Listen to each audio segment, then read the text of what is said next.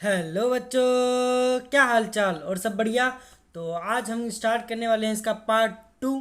Part 1 में हमने समझा था कि बच्चों ने क्या देखा था, किसानों को क्या डालते हुए मिट्टी के अंदर, और हमने प्राइमरी एक्टिविटीज़, सेकेंडरी एक्टिविटीज़ और टेरिटरी एक्टिविटीज़ को भी समझा था। तो आज हम समझेंगे फार्म सिस्टम। तो चलिए इस वीडियो को स्टार्ट करते हैं और पूरी वीडियो में बने रहिएगा, आपको बहुत ही अच्छे तरीके से समझ में आएगा।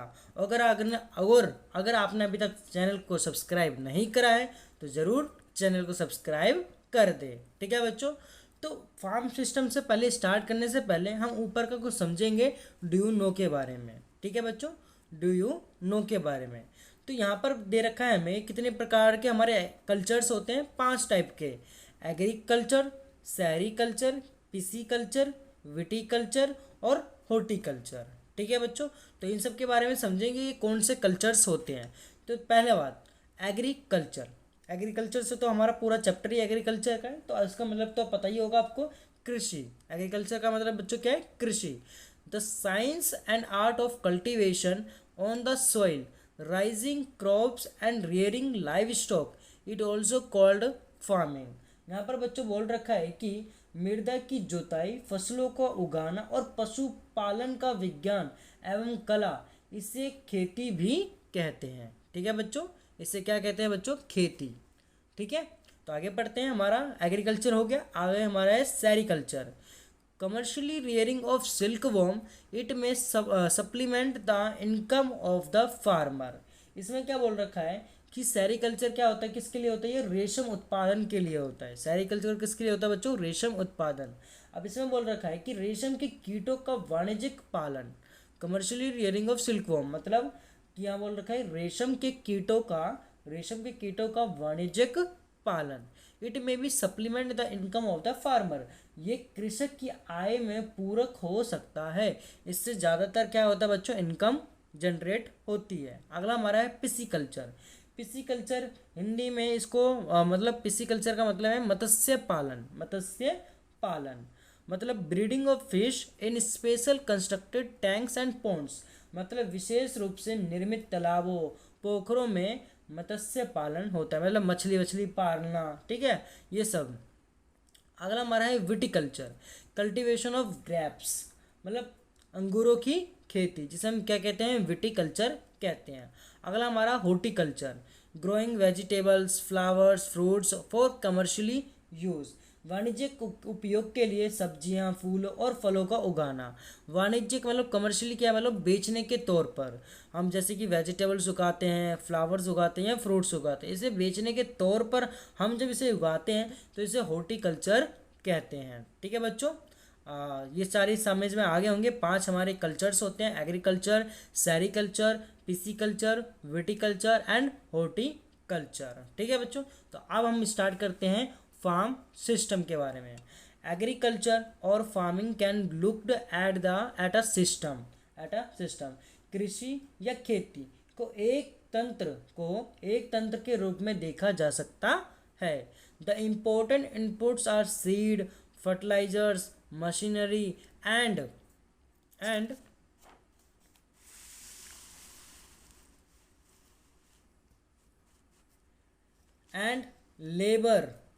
लेबर। तो इसमें बच्चों बोला हुआ है कि इसके महत्वपूर्ण निवेश कौन कौन से सकते हैं। पहले तो बीज हो सकता है, उर्वरक हो सकता है, और मशीनरी और श्रमिक मतलब लेबर। ठीक है बच्चों। Some of the operation involve are ploughing, sowing, irrigation, weeding and harvesting. तो इसमें और भी सारी चीज़ें, जैसे कि अब इसमें जुताई हो गया, बुआई हो गया, सिंचाई हो गया, निराई हो गया और कटाई, इसके कुछ क्या है बच्चों? सक्रिया हैं। ठीक है, सम ऑपरेशंस है, मतलब ये काम होगा तभी तो खेती बाड़ी होगी। The output from the system include, अब इससे आउटपुट क्या निकलेगा? क्रॉप्स, वूल, डेयरी, पोल्ट्री प्रोडक्ट। इससे क्या निकलेगा बच्चों? इस तंत्र के निर्गतों के अंतर्गत फसल, ऊन, डेयरी और कुक्कुट उत्पाद आते हैं, मतलब पोल्ट्री प्रोडक्ट। ठीक है बच्चों। इसमें देखो कि खेती मतलब जो किसान है वो खेती सजा रहा है, मतलब प्लफिंग, सोइंग, स्प्रेइंग सब कुछ कर रहा है। प्लफिंग भी कर रहा है, सोइंग भी कर रहा है और स्प्रेइंग भी कर रहा है। जिससे क्या होगा? ये हमारा सबसे पहले क्या है? प्रोसेस है। उससे हमारा मतलब ये अब प्रोसेस है, इसमें इस सारी चीज़ें इनपुट डाली है, मशीनरी लगी है, सीड्स लगे हैं, केमिकल्स लगे हैं। अब प्रोसेस होने के बाद क्या निकला है, आउटपुट। आउटपुट क्या निकला है बच्चों, क्रॉप्स निकला है। ठीक है बच्चों, क्रॉप्स निकला है। अब ह्यूमन इनपुट्स क्या लिखा है इसके, सबसे पहले storage, storage, labour, machinery and chemicals. ठीक है बच्चों। और फिजिकल इनपुट कौन से लगे हैं, सनशाइन होनी चाहिए, टेम्परेचर होना चाहिए, रेनफॉल होना चाहिए, स्लो सॉइल होना चाहिए और स्लोप भी होना चाहिए। ठीक है बच्चों, मतलब रेनफॉल होगी, बारिश होगा, तो अगर वही पानी वहीं पर इकट्ठा हो जाएगा तो पौधे के लिए वो क्या है बच्चों, खराब है। तो स्लोप होनी चाहिए, पानी बह रहना चाहिए। ठीक है, ऐसा भी होना चाहिए, तो जिसके वजह से खेती बाड़ी बिल्कुल सक्सेस हो जाएगी। ठीक है बच्चों, तो आगे पढ़ते हैं, टाइप्स ऑफ फार्मिंग क्या होती है। ठीक है, हमने फार्म सिस्टम मतलब जो हमने टाइप वो तो हमारा जो फार्म था, फार्म सिस्टम हमने उसको समझ लिया। अब हम समझेंगे टाइप्स ऑफ फार्मिंग क्या होती है। ठीक है बच्चों, चलो, टाइप्स ऑफ फार्मिंग का मतलब है कृषि के प्रकार, कृषि के प्रकार। तो farming is practised in various way across the world, across the world. विश्व में कृषि विभिन्न तरीकों से की जाती है, depending upon the geographically condition, demand of produce, labour and level of technology.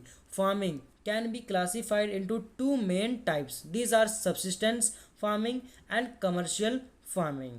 अब इसमें बोला गया है कि बच्चों कि जो हमारा विश्व में जो कृषि है, विश्व में कृषि विभिन्न तरीकों से की जाती है, ये तो हमने पढ़ा अभी फर्स्ट लाइन में।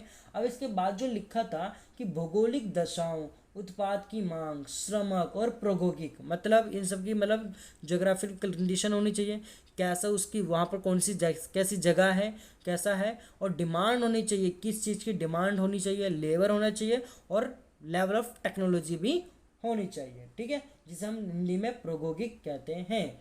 तो पर आधार पर कृषि दो मुख्य प्रकारों में वर्गीकृत की जाती है। अब कृषि मतलब फार्मिंग क्या है, classified into two main types. इसके दो मेन टाइप्स होते हैं। सबसे पहला होता है हमारा सब्सिस्टेंस फार्मिंग, अगला होता है हमारा कमर्शियली फार्मिंग। सब्सिस्टेंस फार्मिंग को हिंदी में कहते हैं बच्चों निर्वाह कृषि, और कमर्शियली फार्मिंग को हम कहते हैं वाणिज्यिक कृषि। सब्सिस्टेंस, अब हम पढ़ेंगे सब्सिस्टेंस फार्मिंग क्या होता है और कमर्शियल फार्मिंग क्या होता है। कमर्शियल का मतलब जो बेचने के तौर पर हम उसे उगाते हैं उसे कमर्शियल फार्मिंग कहते हैं। अब हम सबसे पहले पढ़ेंगे सब्सिस्टेंस फार्मिंग क्या होती है। तो स्टार्ट करते हैं। This type of farming is practice to meet the need of the farmers family. अब बच्चों ये है हमारा निर्वाह कृषि। इस प्रकार की कृषि कृषक परिवार की आवश्यकताओं को पूरा करने के लिए किया जाता है। जो कृषि की फैमिली है उसके लिए उगाया जाता है, उसकी नीड के लिए वो फार्मिंग प्रैक्टिस करते हैं। ठीक है, कृषक परिवार की आवश्यकताओं को पूरा करने के लिए। Traditionally low level of technology and household labour are use to produce on small output. इसमें क्या है कि पारंपरिक रूप से कम उपज प्राप्त करने के लिए निम्न स्तरीय प्रौद्योगिक और पारिवारिक श्रम का उपयोग किया जाता है। मतलब गांव मतलब जो मेंबर्स होते हैं, फैमिली मेंबर्स ही उसमें मिल जाते हैं और कम टेक्नोलॉजी होती है और उसमें भी स्मॉल आउटपुट निकलता है। Subsistence farming can be further classified as intensive subsistence and primitive subsistence farming. सबसे पहले हमारा टाइप ऑफ फार्मिंग में दो प्रकार के थे, एक तो हमारा सब्सिस्टेंस फार्मिंग और हमारा एक कमर्शियली फार्मिंग। हमने सब्सिस्टेंस फार्मिंग को पढ़ा कि जो छोटे किसान होते हैं वो अपनी परिवार के नीड्स को पूरा करने के लिए वो खेती करते हैं। तो उसमें भी दो प्रकार की होती हैं। इसमें हमारा दो प्रकार का होता है, इंटेंसिव सब्सिस्टेंस और एक हमारा प्रिमिटिव सब्सिस्टेंस। तो सबसे पहले हम इंटेंसिव सब्सिस्टेंस एग्रीकल्चर को समझते हैं। ठीक है बच्चों, तो चलिए। In intensive subsistence agriculture the farmers cultivates a small plot of land using simple tools and more labour. इसमें क्या है बच्चों, इंटेंसिव सब्सिस्टेंस एग्रीकल्चर का मतलब हिंदी में होता है गहन निर्वाह कृषि। गहन निर्वाह कृषि में किसान एक छोटे भूखंड पर साधारण औजारों और अधिक श्रम से खेती करता है। इसमें थोड़ी सी जमीन होती है और ज़्यादा क्या होते हैं बच्चों, इसमें लेबर्स होती हैं। ठीक है, लेबर्स लगे होते हैं काम में। Climate with large number of days with sunshine and fertile soil permit growing of more than one crop annually on the same plot. इसमें क्या है कि अधिक धूप वाले दिनों से युक्त जलवायु और उर्वर मृदा वाले खेत में एक वर्ष में एक से अधिक फसलें उगाई जा सकती है। मतलब एक ही जगह पर मतलब छोटा सा लैंड है हमारे पास, उसी लैंड में एक साल में कई प्रकार की खेती बाड़ी उगाई जा सकती है, एक से ज़्यादा। ठीक है। Rice is the main crop. Rice क्या हमारा मेन क्रॉप है, मतलब चावल क्या हमारा मुख्य फसल है। अदर क्रॉप इंक्लूड व्हीट, मेज, pulses and oil seeds. Other फसल मतलब अन्य फसलों में गेहूं आ गया, मक्का आ गया, दलहन आ गया और तिलहन, ये शामिल हो जाते हैं।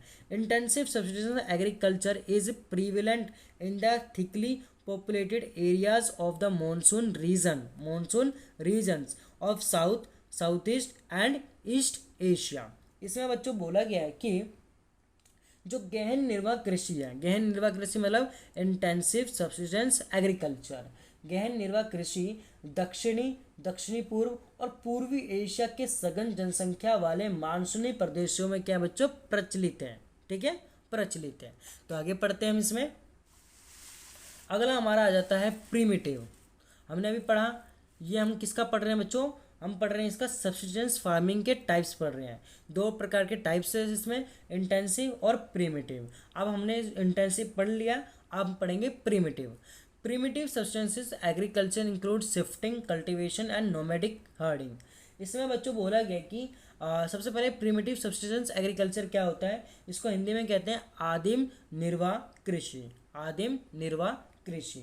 अब इसमें क्या लिखा हुआ है कि आदिम निर्वाह कृषि में स्थानांतरित कृषि और चलवासी पशुचारण शामिल होते हैं। ठीक है बच्चों, कौन से शामिल होते हैं, एक तो कल्टीवेशन और एक नोमैडिक। कल्टीवेशन एंड नोमैडिक, इसमें भी दो प्रकार के हैं। सबसे पहले हमने टाइप ऑफ फार्मिंग में दो प्रकार देखे, कौन कौन से, subsistence farming and commercially farming. तो सबसे पहले हमने देखा सब्सिस्टेंस फार्मिंग में भी दो प्रकार के टाइप्स हैं, तो इंटेंसिव है और एक प्रीमिटिव है। तो प्रीमिटिव में भी दो प्रकार के हैं, एक तो हमारा कल्टीवेशन है और एक हमारा क्या है बच्चों, नोमैडिक है। तो सबसे पहले हम कल्टीवेशन को समझते हैं। शिफ्टिंग कल्टीवेशन क्या है। Shifting cultivation is practice in the thickly forested areas of Amazon basin, tropical Africa, part of south east Asia and north east India. अब इसमें बच्चों क्या हो रहा है कि मतलब सबसे पहले समझते हैं शिफ्टिंग कल्टीवेशन को हिंदी में क्या कहते हैं। शिफ्टिंग कल्टीवेशन को हिंदी में कहते हैं स्थानांतरी कृषि कहते हैं इसको। ठीक है, स्थानांतरी कृषि। ठीक है, स्थानांतरी कृषि अमेजोन बेसिन के सघन वन क्षेत्रों उष्ण कटिबंधीय अफ्रीका, दक्षिण पूर्व एशिया और उत्तरी पूर्वी भारत के भागों में प्रचलित है ये। ठीक है, these are the areas of heavy rainfall and quick regeneration of vegetation। ये भारी वर्षा और वनस्पति के तीव्र पुनर्जनन वाले क्षेत्र हैं। A plot of land is cleared by felling the trees and burning them। अब इसमें क्या है कि वृक्षों को काटकर और जलाकर भूखंड को साफ किया जाता है। The ashes are then mixed with the soil and crop like maize, yam, potatoes and cassava are grown। अब इसमें क्या है बच्चों, तब राख को मृदा में मिलाया जाता है। जैसे कि हमने यहाँ पर पढ़ा कि पेड़ वेड़ पौधे को काट कर जला कर उसको जला दिया जाता है, उसको भूखंड में मिला दिया जाता है। उससे मिलने से क्या होगा कि जो राख है उन राख को मृदा में मिला दिया जाता है तथा मक्का, रतालू, आलू और कसावा जैसी फसलों को भी उगाया वहाँ पर जाता है। ठीक है बच्चों, उगाया जाता है। आगे पढ़ते हैं। After the soil loses its fertility the land is abandoned and the cultivator moves to a new plot. Shifting cultivation is also known as slash and burn agriculture. तो इसमें क्या है, अब जैसे कि वहाँ पर खेती बाड़ी कर ली तो भूमि की उर्वरता की समाप्ति के बाद मतलब उसकी भूमि में क्या हो गया बच्चों, सॉइल लॉस फर्टिलिटी, उसमें फर्टिलिटी कम हो गई है, सॉइल मतलब फर्टिलिटी कम हो गई तो उस भूमि को क्या कर देते हैं बच्चों, छोड़ दी जाती है। उस भूमि को छोड़ देते हैं और कृषक ये नए भूखंड पर चला जाता है, मतलब कृषि क्या होते हैं, एक नई जमीन पर चला जाता है, टू अ न्यू प्लॉट में, ठीक है, न्यू प्लॉट में चला जाता है। स्थानांतरित कृषि को कर्तन एवं दहन कृषि के रूप में भी जाना जाता है। स्लैश एंड बर्न के नाम से भी इस कृषि को जाना जाता है, जिसे हिंदी में कहते हैं बच्चों कर्तन एवं दहन कृषि, ठीक है बच्चों, कर्तन एवं दहन कृषि। आगे पढ़ते हैं नोमैडिक क्या है। आई होप आपको शिफ्टिंग कल्टीवेशन समझ में अच्छे से आ गया है। आगे हम पढ़ेंगे नोमैडिक हर्डिंग क्या है। Nomadic herding is a practice in the semi arid and arid region of Sahara, central Asia and some part of India like Rajasthan and Jammu and Kashmir. अब इसमें बच्चों बोला है कि सबसे पहले, हाँ, नोमैडिक हर्डिंग का मतलब है चलवासी पशुचारण, चलवासी पशुचारण। अब चलवासी पशुचारण सहारा के अर्ध शूषक और शूषक प्रदेशों में मध्य एशिया और भारत के कुछ भागों जैसे कि राजस्थान तथा जम्मू कश्मीर तथा जम्मू एंड कश्मीर, जम्मू और कश्मीर में प्रचलित है, ठीक है बच्चों। In this type of farming herdsmen move from place to place with their animals for fodder and water.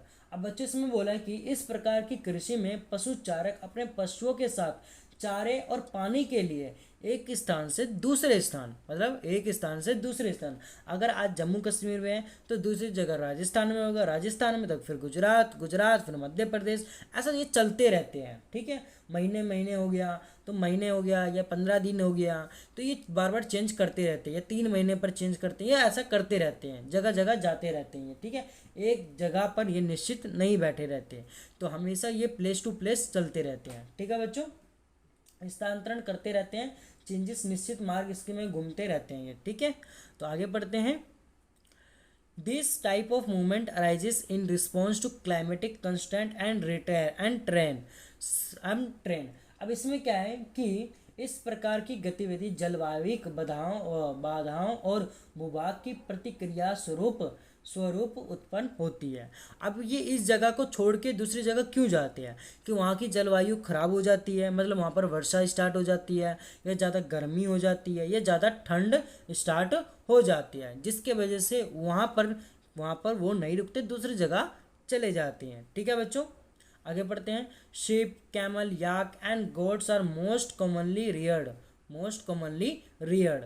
They provide milk, meat, wool, hides and other product to the herders and their families. इसमें क्या है कि पशुचारक मुख्यतः भेड़, ऊंट, मवेशी, याक और बकरियां पालते हैं। ये पशुचारकों और उनके परिवारों के लिए दूध, मांस, ऊन, खाल और अन्य उत्पाद उपलब्ध कराते हैं। ये सारे एनिमल्स जैसे कि मिल्क हो गया, वीट हो गया, मीट हो गया, वूल हो गया और हाइड्स हो गए, तो ये सारे एनिमल्स इनको प्रोवाइड करवाते हैं, इनकी फैमिलीज़ को, हर्डर्स की फैमिलीज, हर्डर को और उनकी फैमिलीज़ को भी, ठीक है बच्चों। आई होप आपको यहाँ तक बिल्कुल अच्छे से समझ में आ गया होगा। हमने सबसे पहले फार्म सिस्टम समझा, फार्म सिस्टम के बाद टाइप्स ऑफ फार्मिंग समझा। टाइप्स ऑफ फार्मिंग में हमने 2 प्रकार के सिस्टम्स को, मतलब फार्मिंग को समझा, सब्सिस्टेंस एंड कमर्शियली फार्मिंग। हमने इस वीडियो में सब्सिस्टेंस फार्मिंग को बिल्कुल अच्छे से समझा। सब्सिस्टेंस फार्मिंग 2 प्रकार की होती है, इंटेंसिव सब्सिस्टेंस फार्मिंग और एक और होती है हमारी प्रिमिटिव सब्सिस्टेंस एग्रीकल्चर, ठीक है। मतलब इंटेंसिव एग्रीकल्चर और हमारा होता है second primitive subsistence agriculture. Primitive में भी 2 प्रकार के होते हैं, शिफ्टिंग और नोमैडिक, तो दोनों को हमने अच्छे से समझा। आई होप आपको बिल्कुल अच्छे से समझ में आ गया होगा। तो आज की वीडियो के लिए बस इतना ही रहने देते हैं। अगली वीडियो में हम कमर्शियली फार्मिंग को और भी अच्छे से समझेंगे, ठीक है बच्चों। चैनल पर बने रहिएगा और चैनल को ज़रूर सब्सक्राइब करके शेयर ज़रूर कर देना, ठीक है बच्चों। तो मिलते हैं अगली वीडियो में। आज की वीडियो के लिए बस इतना ही, धन्यवाद।